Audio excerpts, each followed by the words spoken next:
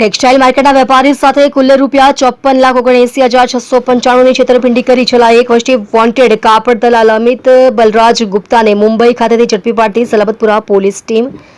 સુરતના સલાબતપુરા પોલીસ સ્ટેશનના police inspector Shri R.A. Jadeja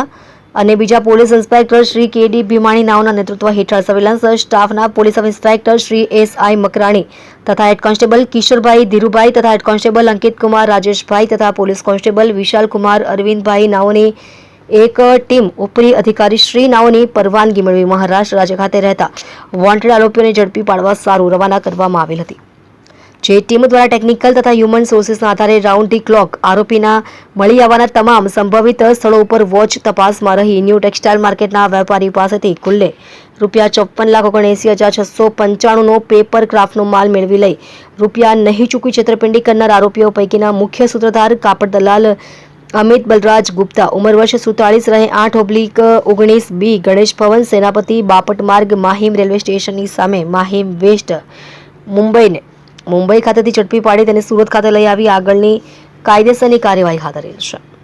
તમે જોઈ રહ્યા છો સૌથી પહેલા ન્યૂઝ આપનાર સેવા ન્યૂઝ ગુજરાત અજમલ જાદવની સાથે।